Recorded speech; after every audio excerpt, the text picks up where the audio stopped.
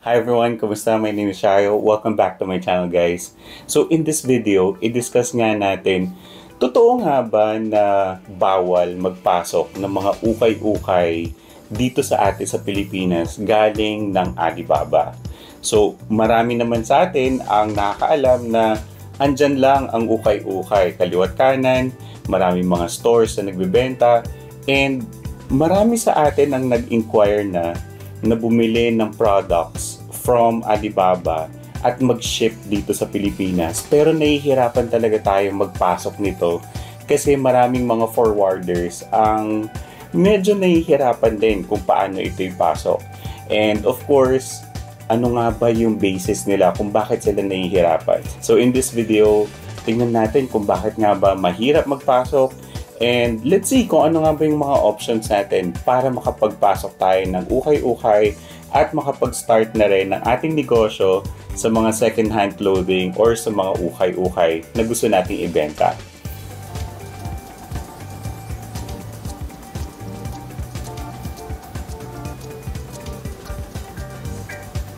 Bakit nga ba maraming ukay-ukay na nagbebenta dito sa atin? Marami ang nagpapasok ng mga Shein, mga branded na damit, maraming inquiry sa akin ng mga sapatos, yung mga brands na kilala natin, mga gusto rin nila yung mga bags, no? And medyo mahirap talagang ipasok to mga to. So alamin muna natin kung ano nga ba yung guidance ng Bureau of Customs. Now, based sa ating Bureau of Customs website, may mga legal prohibitions na nakasaad sa Bureau of Customs. So isa dito ang Republic Act 4653. Ito ang batas na nagpabawal sa commercial importation ng used clothing and drugs. Based sa pagkakaintindi ko dito sa Republic Act 4653, it would mean na yung used clothing or ukay-ukay, hindi talaga siya pwedeng ipasok from another country. Right? So, sana malinaw rin yun sa atin, no? Kasi kapag sinasabi ng batas na bawal siya, then definitely bawal siya. Marami siguro magko-comment sa inyo right away at magtatanong sa akin, bakit ang daming nagpapasok? So guys, hindi ko alam kung paano nila to napapasok. Hindi ko lang alam kung ano yung paraan, kung paano nila to pinapasok. Isa lang siguro masasabi ko dito dahil laking Baguio ako guys. Nakita ko siya since I was growing up na yung ukay-ukay, andyan lang, parang normal. Naging sanay na rin siguro tayo sa mata natin, no? Kung paano yun na ipapasok. Pero yung batas kasi guys, kapag susundin natin, and kapag tayo na yung magpapasok, kung ako lang ang magta-try para magpasok na ukay-ukay dito, medyo magdadalawang isip ako personally dahil alam ko na mali siya and dahil alam ko na meron namang ibang paraan, no? Para rin kumita ng pera sa tamang pamamaraan. Yun lang naman ay para sa aking sariling opinion. Now, also, marami ring mga enforcement actions and cases dito sa Bureau of Customs in regard to yung mga ukay-ukay. So, meron nga dito, merong 45 balis worth na 291,000 pesos na pinasok kamakailan. This is based on a document ng customs.gov.ph and seizures of these items, no? So ibig sabihin, dahil tinangka nilang ipasok dito, the items are not released, no? So naitago lang siya sa warehouse nila and nandun lang. Hindi natin alam kung i-release ba, kung ilalabas ba, kung anong gagawin. And there are some questions doon sa mga nag-import din ng items na to. Para sa akin din, bilang isang business owner, naiintindihan ko kung bakit hindi nga ba pwede ang pagpasok ng mga ukay-ukay dito sa atin. Meron akong kaibigan na talagang gumagawa ng mga textiles dito sa atin, gumagawa ng mga damit, at binibenta nila sa mga murang halaga rin. Magaganda rin yung mga gawa nila. And I think maraming opportunities sa mga ganitong klaseng market.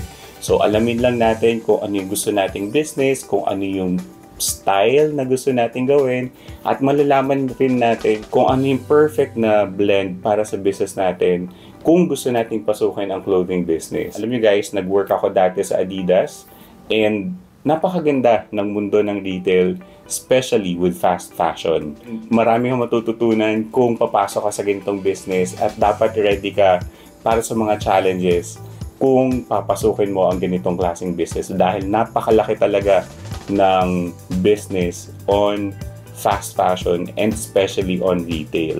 Marami siguro sa atin yung magtatanong kung bakit yung iba nakakapagpasok ng mga ukay-ukay items. Hindi ko lang alam kung paano nila yung napapasok or kung pinapasok nga ba talaga nila yun galing sa China. It might be na local na rin talaga yung kanilang resources, no? Kinukuha nila yon from all other suppliers as well. Baka local na rin talaga yung mga damit na yan, hindi lang natin alam. However, maraming ways to actually get into this kind of business as well. Pwede talaga yung mga local na suppliers dito sa atin. Marami talaga nagbebenta ng mga second-hand clothing dito sa atin. And pwede ninyong tignan kung talagang yung mga yon ay legit na mga nagbebenta rin.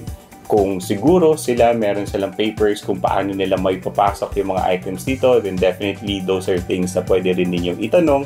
Pero kapag nandito na yung mga items, then definitely that is something na hindi na natin kailangan pang problemahin dahil nandito na yung mismong mga items. So, kumbaga, andyan na yung supplier mo, dito ka na lang rin bumili. Maganda rin siguro yung ganong klaseng option na pwede nating tingnan. I hope guys, in this short video, nagkaroon kayo ng idea na talagang bawal yung pagpasok ng mga ukay-ukay. Marami rin kasi talaga sa atin yung medyo aggressive, no? Parang meron tayong ipon, gusto nating magpasok ng mga ukay-ukay, tignan natin yung ganitong klaseng business, and yet, hindi natin inaalam yung talagang batas na nagko-cover ng mga ganitong klaseng item. Mas maganda na you also do your own research. Para sa akin, mas mabuti na mas marami tayong alam about this dahil ito yung pinuhunan natin sa sarili nating pera at of course, gusto lamang natin mag-start ng sarili nating business. Lahat ng mga pwede natin gawin guys, pwede naman natin gawin ng tama. Yun lang, mas maganda na alamin natin kung ano yung batas para rin hindi tayo magkakaproblema in the future. Yun lang naman ang para sa akin. I hope this video shed some light sa inyo. Kung meron kayong mga agam-agam or meron kayong mga questions, definitely pwede kayong mag-comment sa video na ito. Guys, maraming salamat and I hope I'll see you sa susunod na clip. Bye-bye!